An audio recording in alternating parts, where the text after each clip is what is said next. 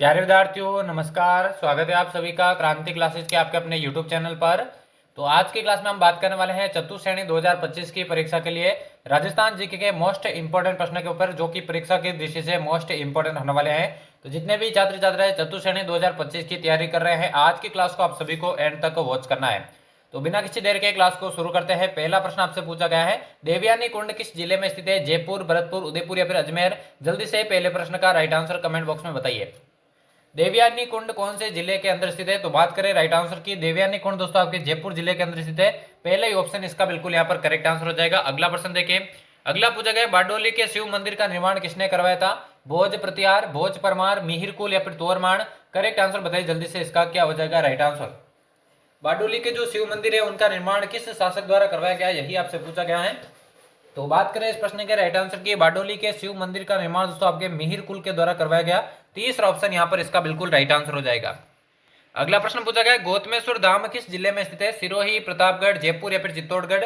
जल्दी से सभी इसका आंसर बताइए, कौन सा ऑप्शन करेक्ट आंसर हो जाएगा। जो गौतमेश्वर धाम है कौन से जिले के अंदर स्थित है, यही आपसे पूछा गया है। तो करेक्ट आंसर बताइए जल्दी से इसका।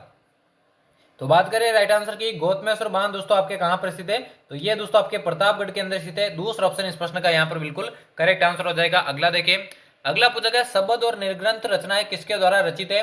चंद्र सिंह बिरकाली, कन्हैयालाल सेठिया, अर्जुन देव चारण या फिर सुभद्रा कुमारी चौहान? कौन सा ऑप्शन यहाँ पर इसका बिल्कुल राइट आंसर हो जाएगा। शब्द और निर्ग्रंथ जो रचना है किसके द्वारा रचित है? तो जल्दी से सभी विद्यार्थी इसका आंसर बताइए। तो ये दोनों ही रचनाएं दोस्तों आपके कन्हैयालाल सेठ द्वारा रचित है। दूसरा ऑप्शन इस प्रश्न का यहाँ पर करेक्ट आंसर हो जाएगा। अगला देखिए। अगला पूछा गया, कौन सा दुर्ग चांदी के गोले दागने हेतु प्रसिद्ध है? मेहरानगढ़ दुर्ग, लोहागढ़ दुर्ग, चूरू दुर्ग या फिर अहुआ दुर्ग? करेक्ट आंसर सभी को इसका बताना है। चांदी के गोले दागने हेतु कौन सा दुर्ग प्रसिद्ध है, यही आपसे पूछा गया है। तो करेक्ट आंसर इसका क्या हो जाएगा।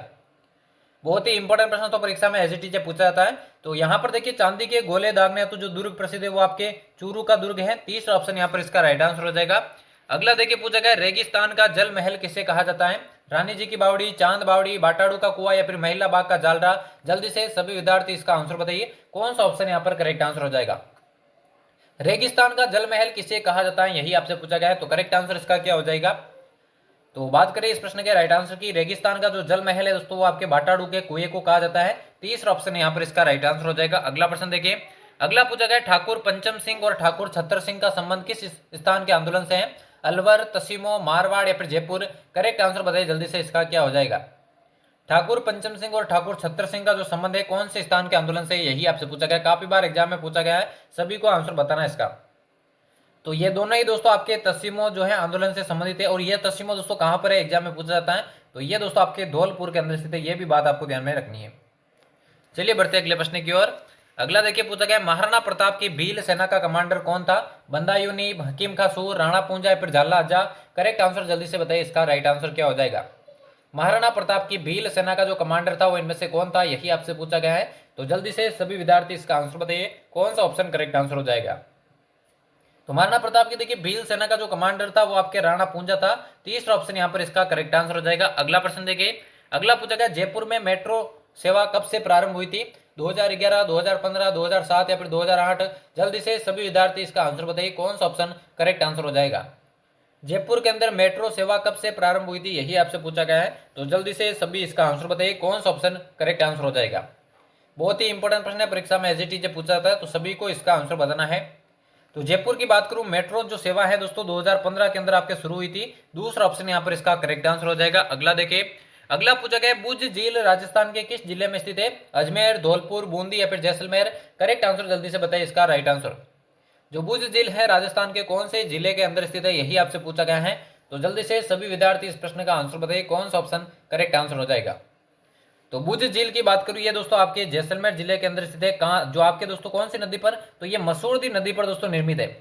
मसूरदी नदी पर निर्मित है, जिसे कांकरी नदी भी कहा जाता है। आंतरिक अफवाह की सबसे छोटी नदी यह कहलाती है।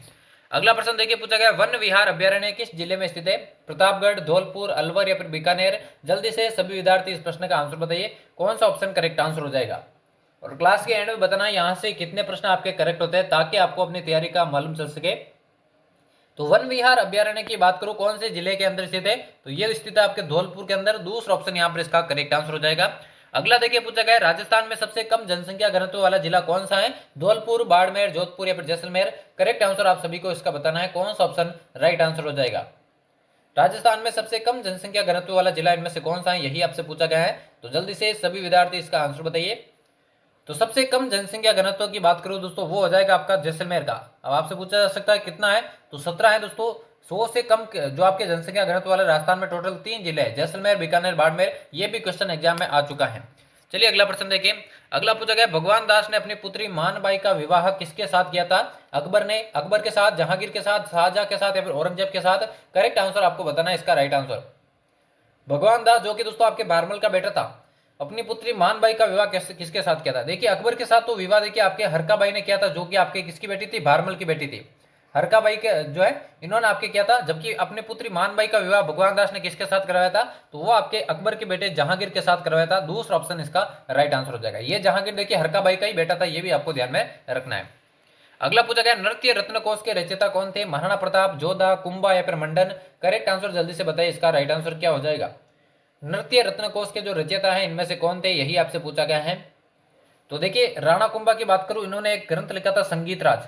इन्होंने एक ग्रंथ लिखा था संगीत राज। इनको देखिए 5 कोषों में या 5 भागों में बांटा गया है, जिसमें से एक कोष आपके नृत्य रत्नकोश भी है। इसके अलावा वाद्य रत्नकोश है, संगीत रत्नकोश ये भी है। तो टोटल 5 है, जिसमें से नृत्य रत्नकोश भी एक शामिल है। तो कुंभा इसका बिल्कुल करेक्ट आंसर हो जाएगा।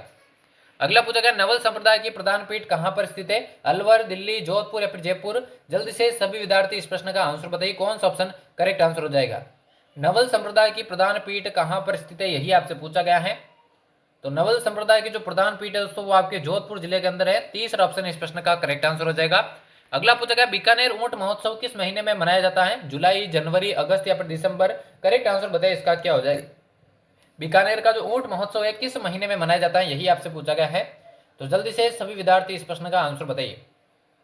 तो बीकानेर का जो ऊंट महोत्सव है दोस्तों आपके जनवरी माह में मनाया जाता है। दूसरा ऑप्शन इस प्रश्न का यहाँ पर करेक्ट आंसर हो जाएगा। अगला देखिए, अगला पूछा गया तोरावाटी बोली कहां पर बोली जाती है? किशनगंज में, मारवाड़ में, नीम का थाना में या फिर मालपुरा में। करेक्ट आंसर बताइए जल्दी से, इसका क्या हो जाएगा।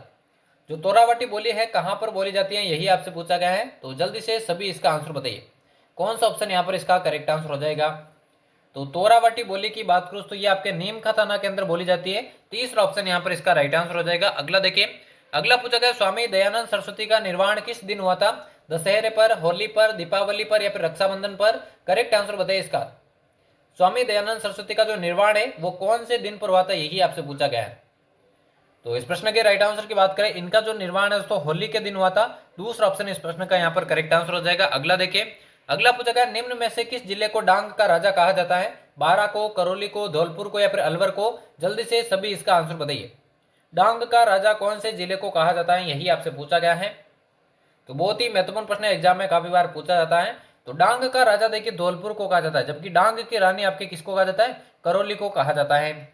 और आज के महत्वपूर्ण प्रश्नों की क्लास का ही लास्ट प्रश्न होने वाला है। यहाँ पर आपसे पूछा गया है निम्न में से किस जिले में सबसे ज्यादा आरक्षित वन क्षेत्र है? जैसलमेर, बीकानेर, उदयपुर या फिर अलवर। जल्दी से सभी इसका आंसर बताइए, कौन सा ऑप्शन करेक्ट आंसर हो जाएगा। और यहाँ से कितने प्रश्न आपने सही किए हैं ईमानदारी से आपको कमेंट बॉक्स में बताना है, जिससे आपको अपनी तैयारी का मालूम चल सके। तो राजस्थान में सबसे ज्यादा जो आरक्षित है ना वन है दोस्तों, वो आपके उदयपुर जिले के अंदर स्थित है। तो तीसरा ऑप्शन जिसने भी सही किया उन सभी का करेक्ट आंसर हो जाएगा। तो यहाँ पर हमारे चतुर्थ श्रेणी 2025 की परीक्षा के लिए राजस्थान जीके के मोस्ट इंपोर्टेंट प्रश्नों की क्लास समाप्त होती है। उम्मीद करता हूँ क्लास आप सभी को पसंद आई होगी। डेली चैनल पर इसी तरह की क्लासेस पाने के लिए चैनल को सब्सक्राइब करके बेल आइकन को प्रेस कर दे और अपने सभी साथियों में क्लास को शेयर कर दे। तो मिलते हैं किसी और नई क्लास में, तब तक लेते हैं आप सभी से अलविदा। धन्यवाद।